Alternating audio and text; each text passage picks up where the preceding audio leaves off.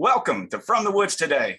I'm your host today, Billy Thomas, and my co-host, Renee Williams, is on assignment today, so it'll just be me, but I'm glad to have you all with us today. We've got a really exciting episode, and we're going to start off with Dr. Jacob Muller's series that he's been working on, Intrigued, and then we're going to follow that up with some fall leaves. Laurie Thomas has put together a nice presentation about fall leaves and maybe what we can expect a little bit and where you can find some, and kind of that process of how we get to this beautiful fall leaf color.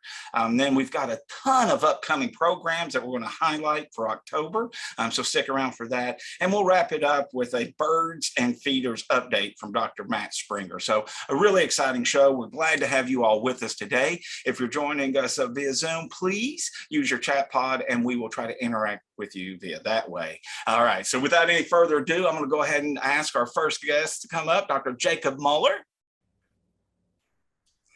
Hey, Dr. Muller, how are you? I'm doing great. Yeah, it's great to be here. Glad to have you.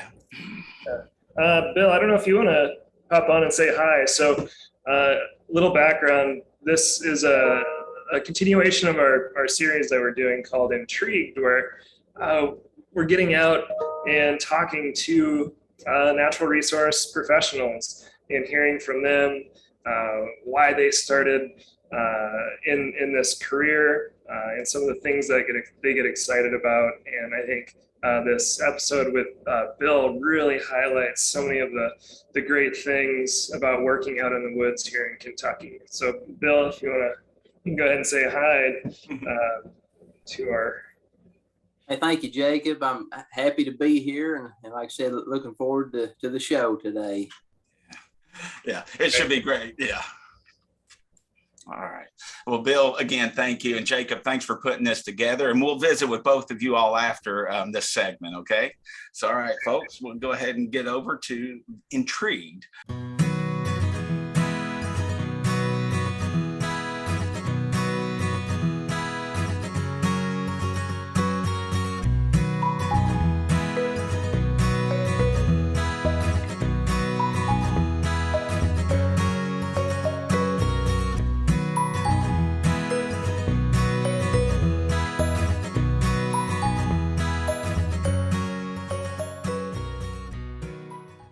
I'm Jacob Muller with University of Kentucky Forestry Extension. Today I'm out in the woods with Bill Knott, who's Chief Forester for the Kentucky Division of Forestry. Today we're going to hear from Bill what inspires him to be a forester, some of the challenges that he faces and the solutions that he takes to address those challenges. So I hope you'll tune in today for the next episode of Intrigued.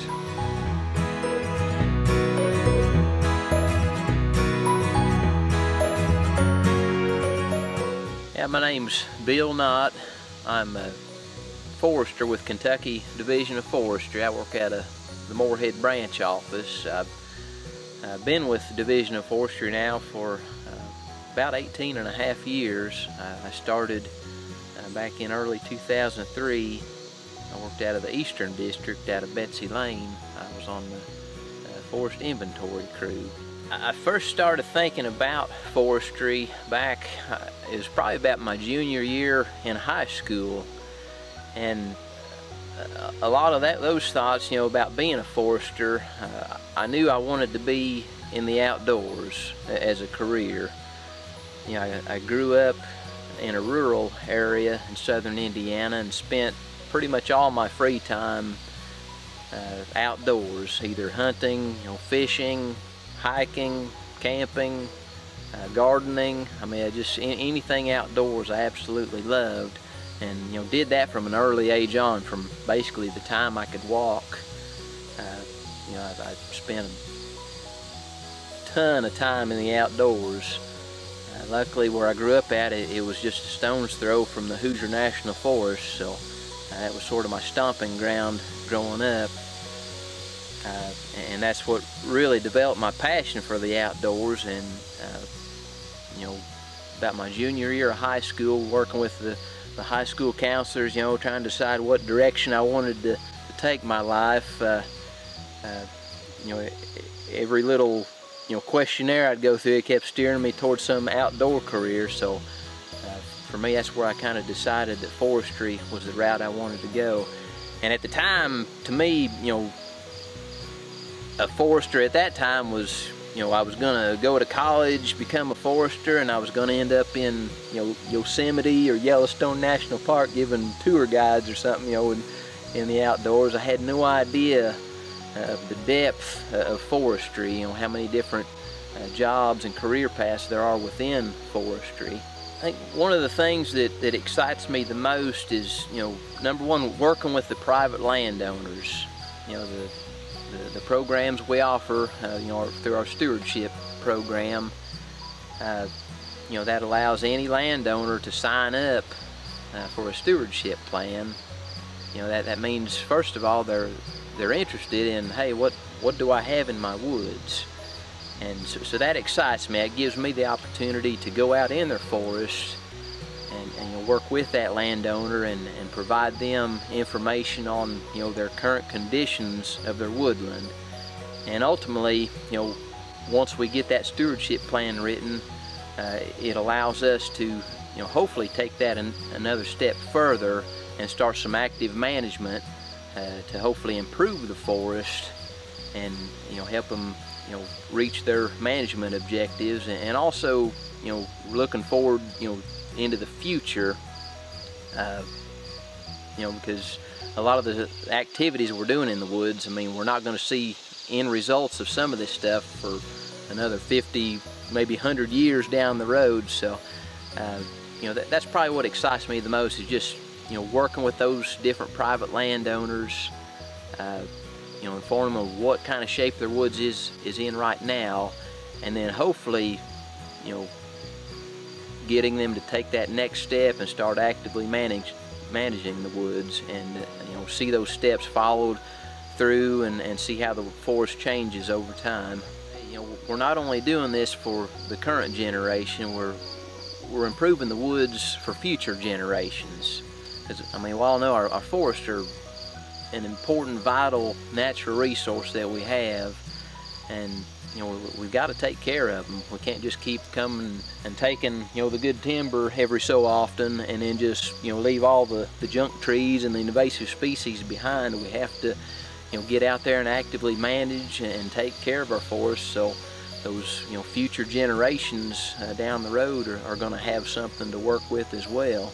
Yeah, I think one of the challenges we have is there's so many landowners out there that they're just not aware of all the services available to them to help manage their forest land.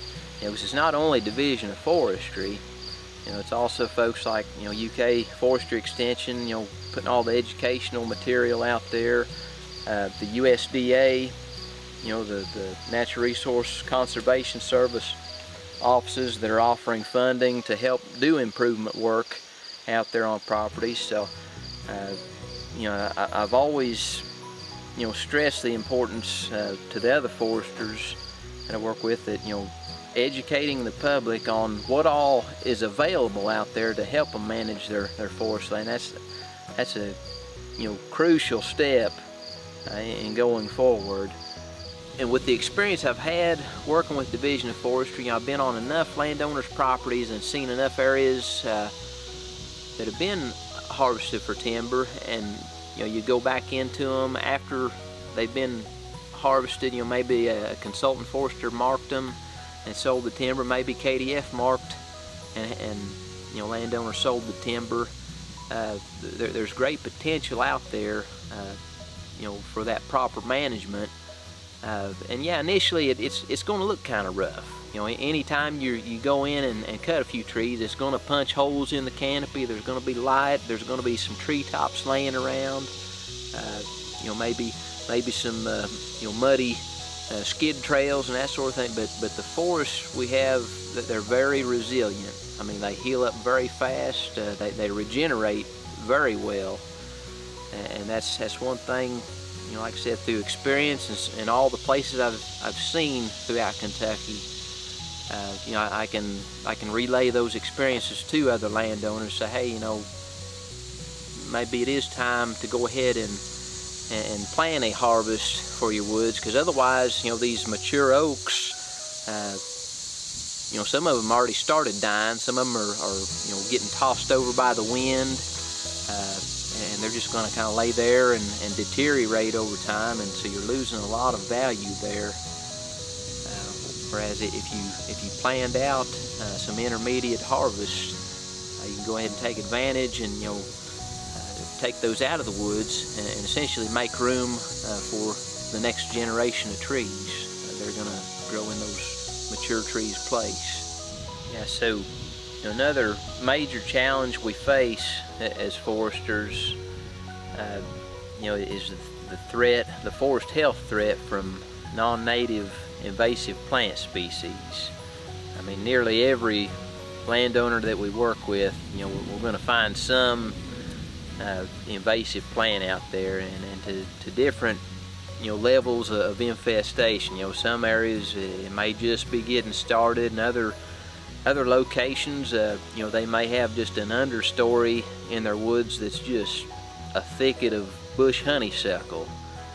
So those certainly pose a major challenge when ultimately the landowner's wanting to manage their native trees and grow a healthy forest. So as we're doing the initial steps in writing that forest stewardship plan, that's one of the main things we look for is the presence of invasive plant species. And anytime we find those, we always want to mention that to the landowner. Say, hey, you've got these native trees on your place, but you've also got these non-native invasive plants, and it could be tree of heaven, it could be bush honeysuckle, it could be kudzu, oriental bittersweet. There's a whole list of different invasives that can be very problematic if they're not addressed, and if plans aren't made to take action to knock those back. So that's one thing we really try to encourage. Once the plan is written and we found these invasive plant species, we try to steer those landowners in the right direction. Hey, let's do some herbicide treatments or some sort of treatments to knock back these invasive plants. Once you kind of get a grip and a handle on those invasive plants, then you can start focusing on your forest management, managing the native stuff that's there. What I find most rewarding is of course working with that private landowner and getting them that stewardship plan and seeing them take those steps, whether it be a timber harvest or timber stand improvement, and then working with them and just to see how the forest changes over time, and you see that it's going the direction that they want it to go, and just seeing that that active management works. That's what we really like to see. I mean, you can write as many stewardship plans as you want, but until the landowner takes those next steps and starts actively doing the management, that's what I really enjoy seeing is those actively managed forests to gradually improve them over time, and as I've said earlier, to help improve the forest for the future.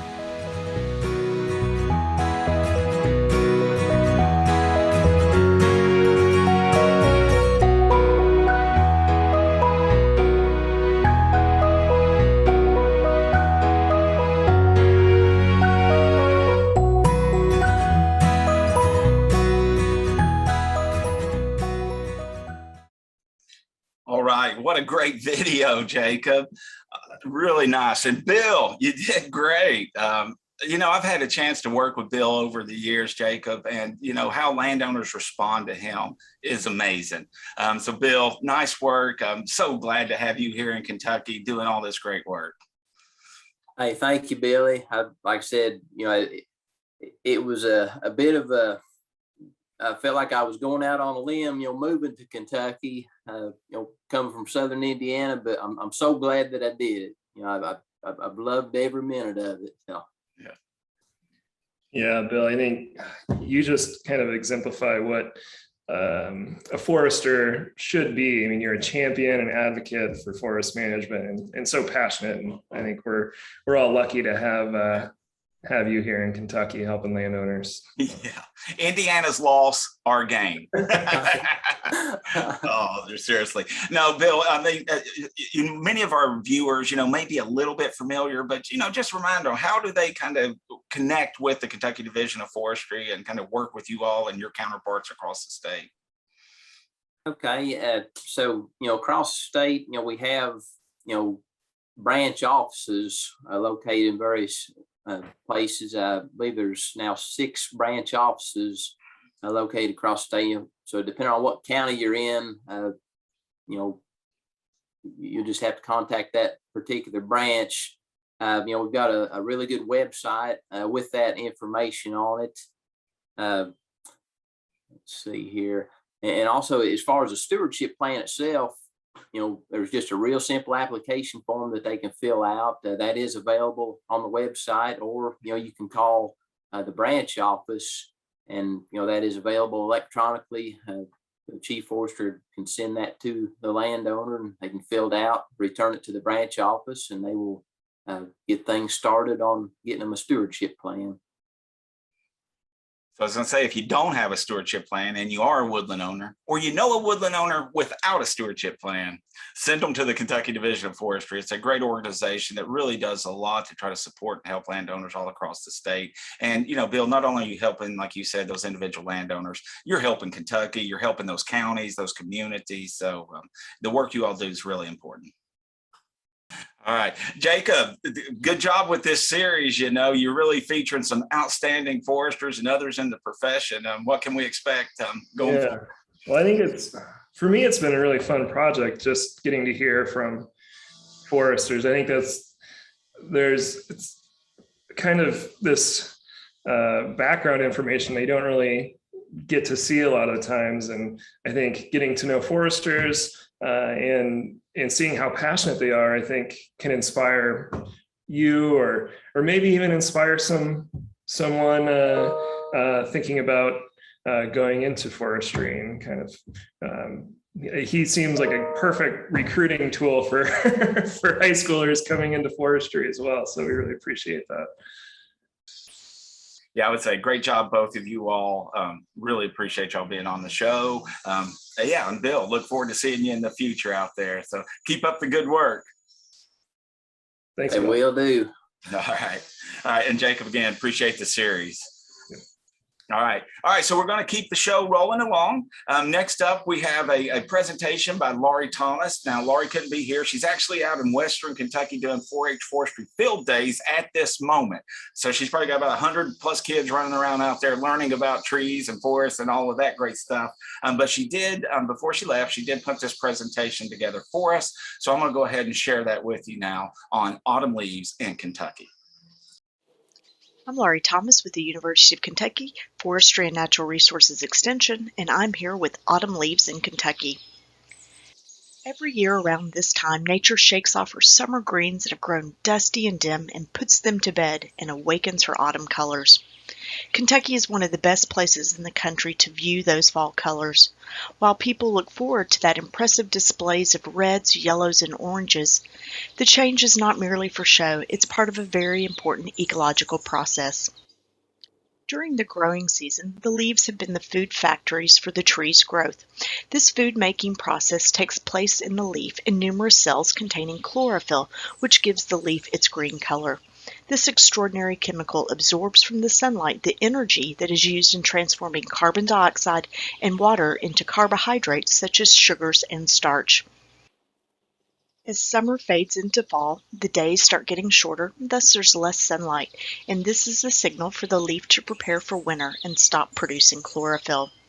During the growing season, the chlorophyll has masked the other colors in the leaf, and once the green color starts to fade, the oranges, yellows, and reds become visible. These other pigments in the leaves include the carotenoids, beta-carotene, and xanthophyll. These pigments are present throughout the growing season, but they are masked by the chlorophyll. The carotenoids are responsible for giving the leaves their orange and their yellow hues. The anthocyanins are the other pigment, and they are responsible for giving the leaves their beautiful red, purple, and crimson colors. Anthocyan production increases dramatically with autumn, especially if the days are warm and sunny and the nights are cool. Kentucky enjoys a full palette of fall colors because we're fortunate to have a diverse climate, diverse topography, and diverse soil composition. Our forests, which cover almost 50% of the state, are found in the mountains in eastern Kentucky all the way to the lowlands of the Mississippi River banks.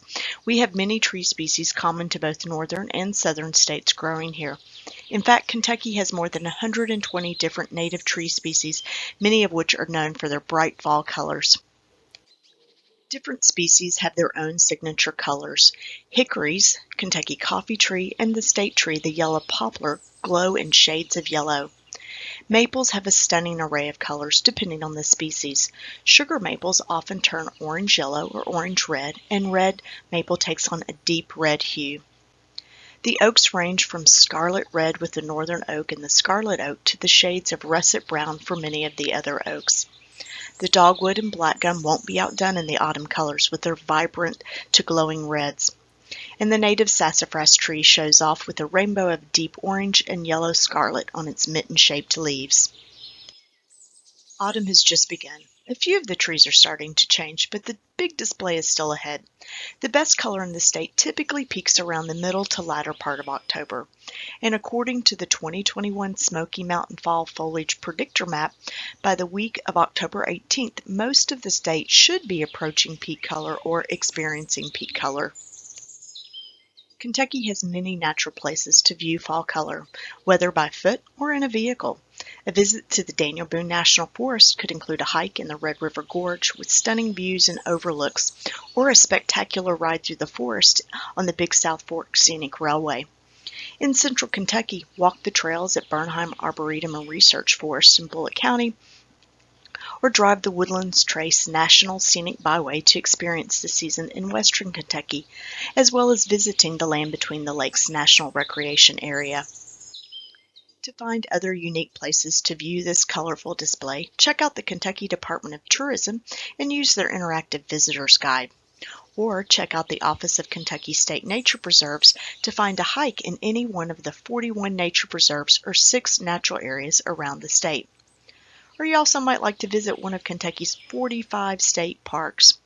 Or if you think you just want to go discover a beautiful drive, go to the Kentucky Scenic Byways website and find a drive near you or across the state. So get out and enjoy the beauty of autumn in Kentucky. All right, a nice presentation from Laurie there. That was really interesting, and it gives us some good ideas about where we can find some of these fall colors and that process of developing how leaves get that fall color. So big thanks to Laurie for that presentation. So if you're not a woodland owner and you don't have any woods nearby, you at least now know where you can find some woods that you can check out and check out some of those beautiful fall colors that are on their way. So again, thanks to Laurie for that. All right, so we're going to keep the show going. I've got a segment next on upcoming programs. And as I mentioned, October is a really busy month. There are a ton of programs coming up. So get your calendars out and we will get started with that here in just a second. All right, so here we are in October almost, coming real soon. We are going to start off on October 11th at 11 a.m. This is Tree Week, and we've got a whole week lined up of programs that we're going to be doing here out of UK Forestry and Natural Resources Extension. And the very first one's going to be featuring Dr. Ellen Crocker on how not to kill a tree. So she's going to be talking about some forest health related stuff, and that's available on October 11th at 11 a.m. That is going to be a Zoom program, so regardless of where you're at, you can tune in and enjoy that with Ellen. All of these events can be found that I'm going to be highlighting today on our calendar. So if you get on our ukforestry.org website, up in the upper right, we have a little calendar. You can access all of these upcoming programs. All right, so don't miss how not to kill a tree. Next, on the very next day, October 12th, Laurie Thomas is going to be leading a session on identifying Kentucky's trees. Laurie's been doing a great job showing us common trees of Kentucky. She's got a huge stockpile of these trees. I think we're up to like 65 or 70 of the trees that are already in the can, if you will, and we've got those presentations available to you. But if you're still interested in trying to learn how to identify trees, there is a process, and Laurie will kind of walk you through that process so that you can identify not only one tree, but any tree. And again, that's going to be on October 12th at 11 a.m. And that again is via Zoom. So check that out on our calendar and you can access the registration for that. All right, coming up next, October 13th, we're going to have a special edition of From the Woods today. And that's going to be talking all about what's going on with Tree Week. And we're going to have some representatives of the organizers of Tree Week on there. I'm talking about that. So don't miss on that one. And again, that's October 13th in our regular slot at 11 o'clock. And that you have that link, hopefully. But again, we also have it on our website on From the Woods today. Next up on October 14th, Thursday, October 14th at 11 o'clock, we're keeping the webinar series going. And this one, we're going to be talking about the Kentucky Maple Syrup Project. So Dr. Jacob Muller and myself are leading some of the extension efforts out of our department related to maple syrup and trying to support maple syrup producers here in Kentucky. So tune in on October 14th at 11 o'clock to understand what's going on with the Kentucky Maple Syrup Project. And then later on that evening, we actually have another webinar that is planned for the Maple Syrup Toolbox. So we've got a series of workshops going on with maple syrup, and this one's on October 14th. This is an evening program, and it's 7 to 8:30 p.m. And we're going to be digging in a little bit deeper about actually the production of maple syrup. So how do we get that sap, that sweet sap out of those maple trees, and how do we turn that into a finished product? So we'll kind of walk you through those process. We'll get you some tips along the way and hopefully share some information that you all might be able to use on your own property. So join us that evening, October 14th, for the Maple Syrup Toolbox. And next, October 15th, back continuing the Tree Week series, we have Wildlife and Trees webinar. And that's going to be at 11 o'clock. Again, that's a Zoom webinar. And that's going to be Dr. Matt Springer is going to be leading that. And he's going to be talking about the relationship between trees and wildlife. And how you can kind of work together to attract the wildlife that's of interest to you. So don't miss that, October 15th at 11 a.m. And coming up on the whole week of October 17th is our Forest Products Week. And we're having a cookout here on that first day, or that first Monday. And that's going to be on October 18th. And that's actually going to be here. So if you're in the Lexington area, or if you're near campus, please join us for a cookout. We're going to have a live reading of the governor's proclamation declaring it Forest Products Week here in Kentucky. And that goes along with the National Forest Products Week. And our very own Chad Nyman is leading our efforts on that. So Chad and I are going to be out on the front lawn of our building serving hot dogs and veggie dogs to help celebrate the National Forest Products Week. And big thanks to the Kentucky Forest Industries Association. They're providing that food for us that we can prepare and get to you. I will also let you know that both Chad and I have recently completed our food handler certification. So we will make sure that we keep you safe if you come and get some of these free hot dogs or veggie dogs. So don't miss that. Again, that'll take place on campus. So unfortunately, we can't get a hot dog to you via Zoom, but if you are nearby, we encourage you to come by and join us. And we are on the corner of Rose Street and Euclid here on UK's campus in Lexington.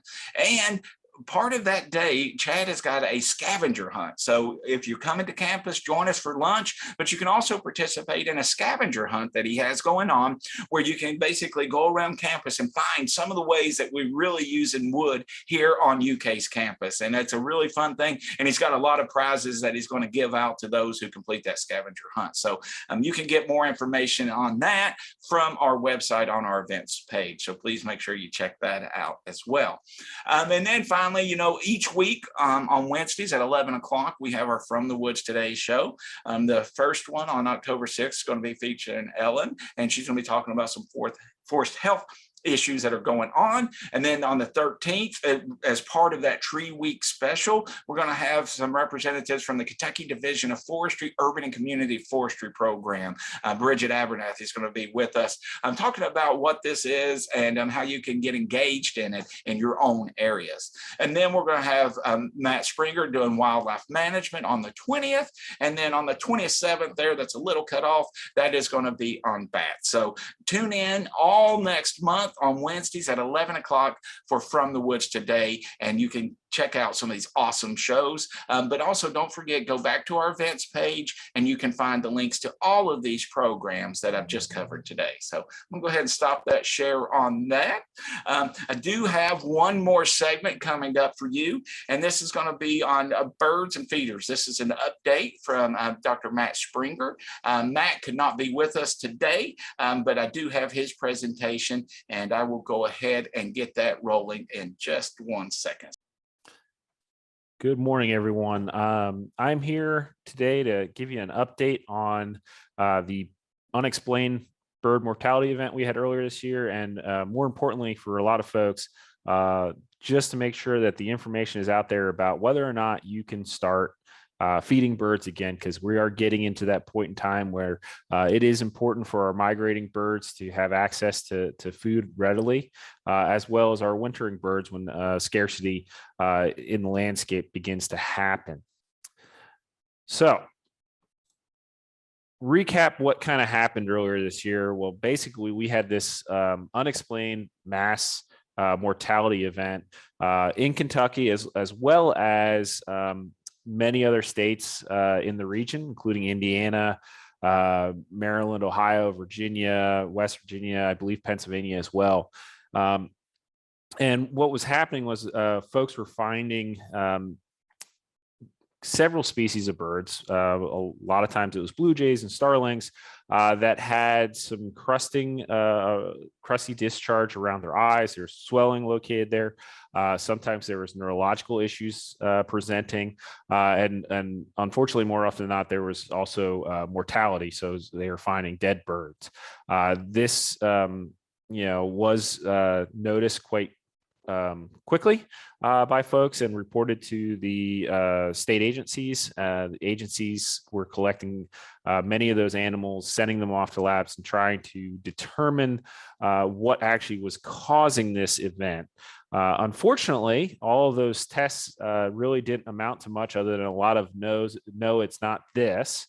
But what did happen while they were trying to figure all of this out was a ban on feeding birds in several counties in Kentucky and across much of the area where this issue was noticed. With that said, what has kind of happened is the birds are not being found at the rates they were found earlier this year. Pretty much is kind of slowed down to almost trickle to nothing, which is great news. And because of that, the Department of Fish and Wildlife Resources has given the okay to begin feeding birds again in those counties that had those restrictions. I think there were 6 by the time we were done. However, this is not an all clear, everything's okay and hunky dory, go back to normal and forget about the situation even happening. They want folks, if they are feeding birds, to be cautious and vigilant to make sure that there's no issues still existing, and if there are, they want folks to report those issues and also to terminate feeding again.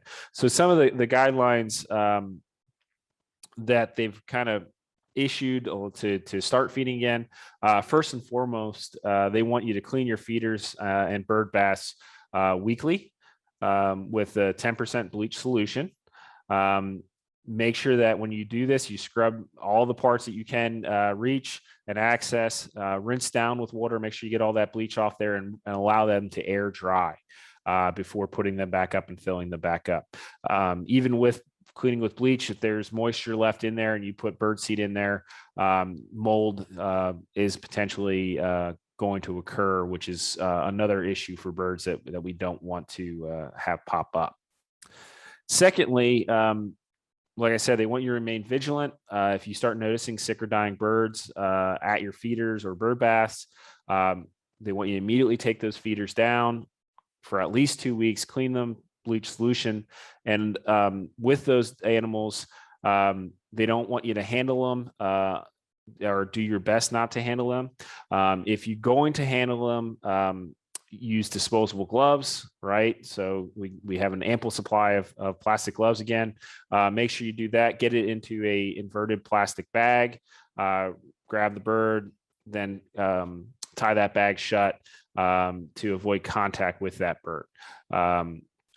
You can then either try to hold on to it, contact Fish and Wildlife directly and see if they would like that bird to run samples on, or you can throw it out in a trash container that is not in the house but outside to avoid bringing that bird into the house. And they do want you to report those birds using the same mechanism they had when the event was happening. It's a website found here that you can easily access access through the Kentucky Department of Fish and Wildlife Health and Disease webpage. So if you just Google KDFWR Wildlife Health and Disease, it'll bring you to that launch site, and within that website, you will find a link to report sick birds, among other wildlife disease issues. So that's kind of the update on that situation, but we're already talking about feeding birds and bird feeders. So a couple things that I want to let you know. In the last couple of weeks, and we're kind of getting out of it now, but I just want to let you know that birds were just molting in preparation for their migratory flight, especially in August. And getting into early September, a few birds that I saw that were not looking so great, that were just really associated with molting, or common species we see in backyards like cardinals and blue jays. They may appear to be going bald or very thin. You can see skin, and that's just all part of the natural process of growing their new plumage in preparation for the winter. So no concerns there. Now, if you do want to start feeding birds again, remember that there's many different species that will use feeders, and certain species will actually only use certain types of feeders. Now, we're coming into fall and winter, so some of these species are really not going to be around much longer. So like our orioles are going to be gone. However, things like woodpeckers, many of our sparrow species, nuthatches, all of those animals will go to certain types of feed or certain types of feeders. So make sure that you have a variety of feeders if you're there for the enjoyment of feeding birds, so that you can reach as many types of birds as possible. What you feed them will also help in terms of choosing things like black oil sunflowers is a great all-around catch-all. Many of our bird species that commonly come to feeders will gladly pick that up and use it. It also deters many of our pest feeding birds, things like starlings, house sparrows. They're not as keen on using sunflowers as their native counterparts. Other options include safflower for things like cardinals, and titmice, and this one really is a great option to keep starlings and house sparrows at bay. Now your suet, which are those blocks that usually have seeds or nuts mixed in with them, could potentially have peanut butter or mealworms, are great for many of our nuthatches and many species, but woodpeckers especially will take advantage of them. Now, if you're feeding birds, you may want to know how to ID them, and there's some quick methods to help you ID birds, but to be honest, it's going to be practice and getting a book out, a field guide out, getting a phone app out, which we're going to talk about here in a second, and going through and trying to pick features on the bird you're seeing to help you ID and ID them down the road. Things that will help is if you pay attention to their size and shape, their colors, obviously, what do they look like? And we're going to talk here in a second about where you want to be noticing those colors. What are the features on the bird that you want to pay attention to? Their behavior, how are they walking? How are they navigating the tree, the trunk? of the tree, the bark of the tree. Where are you seeing them? What kind of habitat are they in? And is there any other markings or features of the bird? Say, the beak is a really important feature to use to help you identify birds, because it tells you a lot about what they eat and potentially where they're found. Now, the field markings that we're talking about looking at are parts of the bird, basically, that you can use. So the features on the bird. So whether it's the crown, which is the top of the head, the eye ring is very important.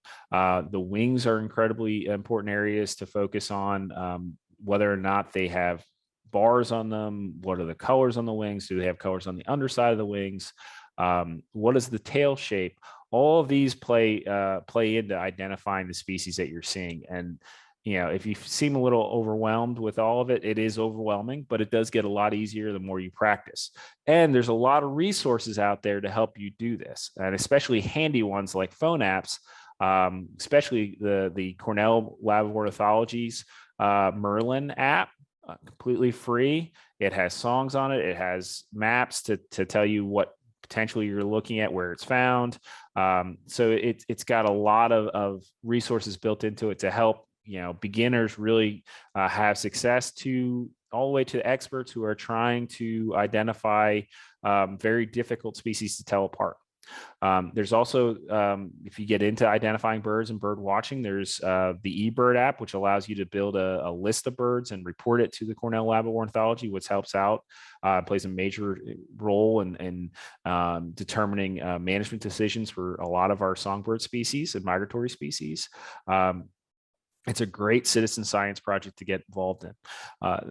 Other useful websites and groups that are around that could aid you in identifying birds or growing your interest in birds include the Cornell Lab of Ornithology, who's kind of the catch-all and kind of the main place of finding information as it relates to birds, as well as local groups like the Central Kentucky Audubon Society and our Kentucky Ornithological Society are great folks to potentially reach out to and maybe go on a field trip with to help better your identifying of birds.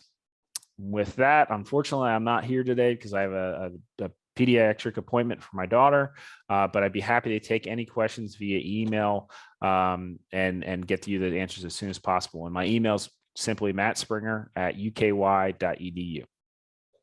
Everyone have a great day.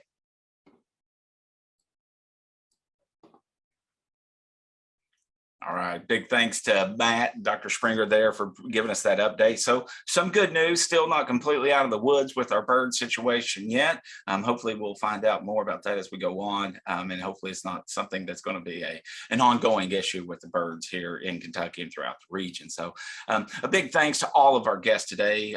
We started off with InTreegued, Dr. Jacob Muller, featuring Bill Knott, an outstanding forester from Northeast Kentucky. Then we saw Autumn Leaves. Laurie did a great job of showing us not only where we can find autumn leaves here in Kentucky, but also kind of that process and how it comes about that these colors are there for us. I went over a ton of programs that we've got upcoming in October, and then we just wrapped it up with that update with birds and bird feeders and what's going on with that. So if you missed any of these segments or you want to go back and visit fairly quickly, we will have this episode up and available on FromTheWoodsToday.com. You can check out this episode as well as other episodes in our series on that FromTheWoodsToday.com.